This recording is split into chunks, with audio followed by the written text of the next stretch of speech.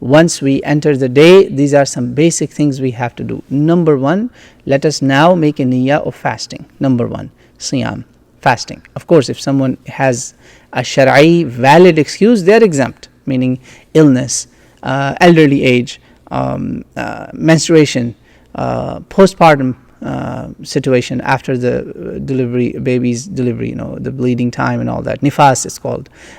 So haid and nifas. Someone is in travel. Let's say they were not that you plan to travel on the day of Arafah, but you just couldn't avoid it. You could skip the day. And of course illness and all these things. So valid Islamic excuses you have and you can skip. Other than that, make sure you are fasting, inshallah. You make the niyyah of fast. Then as soon as the fajr happens of that day, you start takbeerat. Takbeerat, very easy. Allahu Akbar, Allahu Akbar, La ilaha illallah, Allahu Akbar, Allahu Akbar, walillahi alhamd, from the Fajr prayer, after the Fajr prayer, and you keep going until the 13th day of Hijjah, 9, 10, the day of Eid, 11, 12, 13, until Asr prayer. 5 days you're going to keep doing this dhikr. What is the other checklist? A dua, that is everything in it. It has asking of su'al, and it has istiyadha, everything, because Nabi Muhammad sallallahu alaihi wasallam told us, khayru du'a'i yawm Arafah. The best dua is the dua on the day of Arafah. So this is the day of best dua. You already heard a hadith, and here is another hadith that the Prophet ﷺ is saying, another authentic hadith, 3585 Jami' Tirmidhi, Sunan of Imam Tirmidhi, and in Shaykh Albani graded this as Hasan, 3274, famous one. Almost every Imam or Khatib would be reminding their people about this.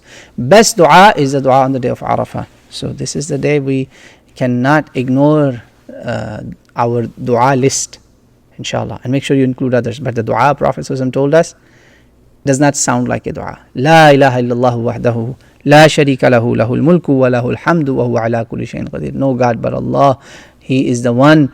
There is no partners for him. He is the only one that deserves to be worshipped. He is the only deity.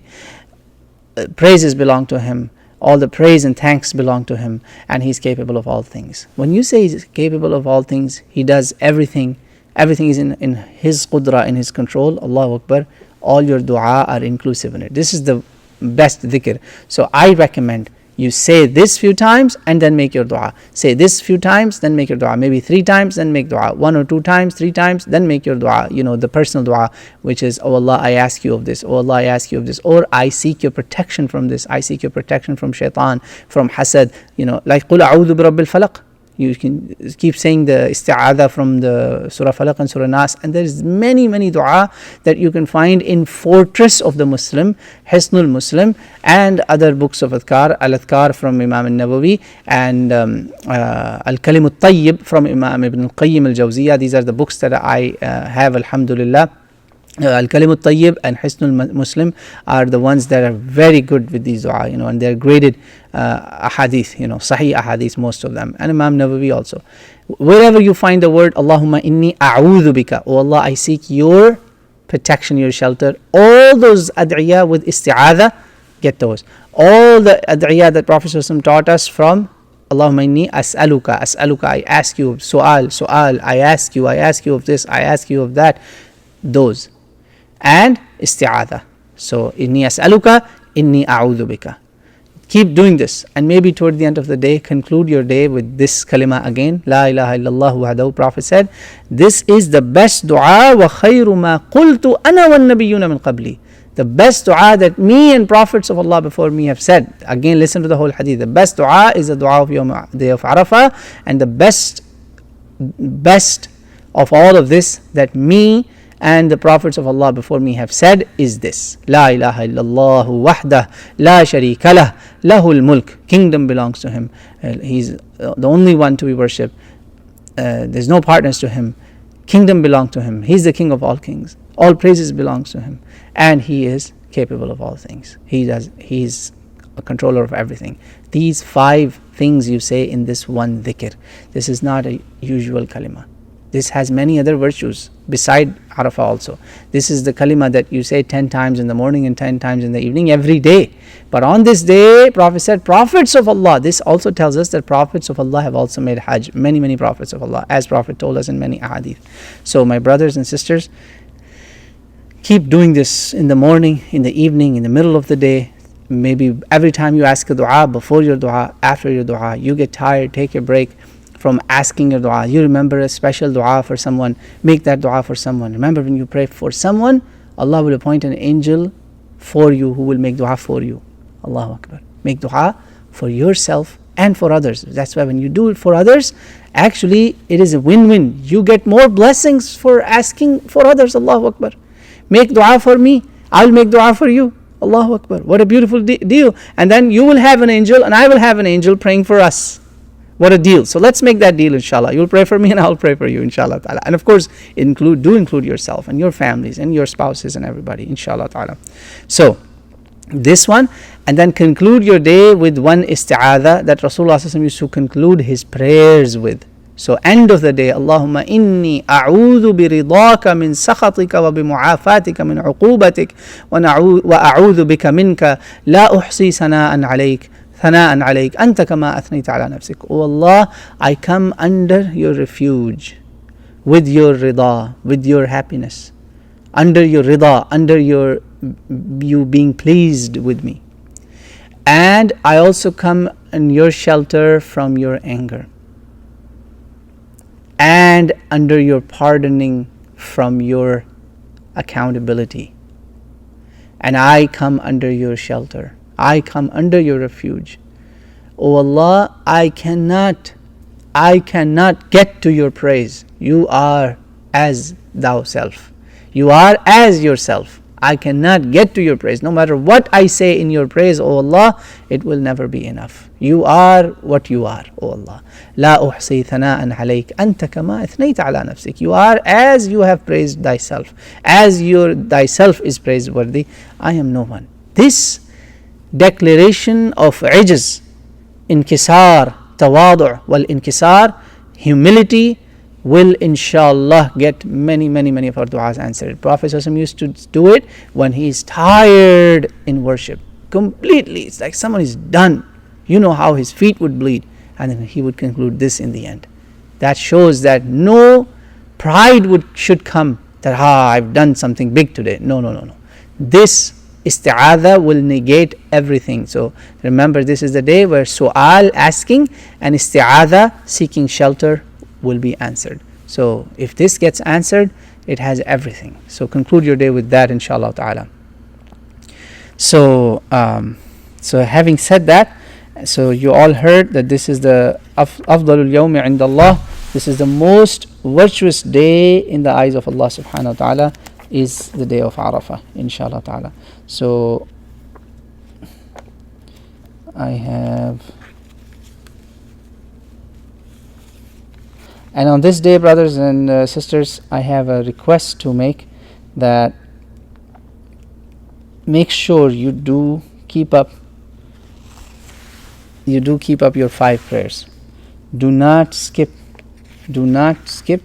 your 5 prayers. Make sure your 5 prayers are well maintained, their sunnah, their volunteer sections, all of these things are well kept, inshallah ta'ala. If they are intact, then inshallah you will get many moments of dua. For instance, you could be making dua in your prayer, in your starting of the prayer, in your the istiftah, the opening before Fatiha, in your ruku, when you bow down, when you stand up, or when you go to sajda, first sajda, second sajda, and ending of the salah. Prophet ﷺ said, you're closest to Allah in your sajda. Make the best dua you can in your sujood and in the last tashahhud. Sahih Bukhari and Sahih Muslim. So when you are in the tashahhud of your 5 prayers, or their sunnahs, their volunteer sections attached with all of these, try to do these du'as then.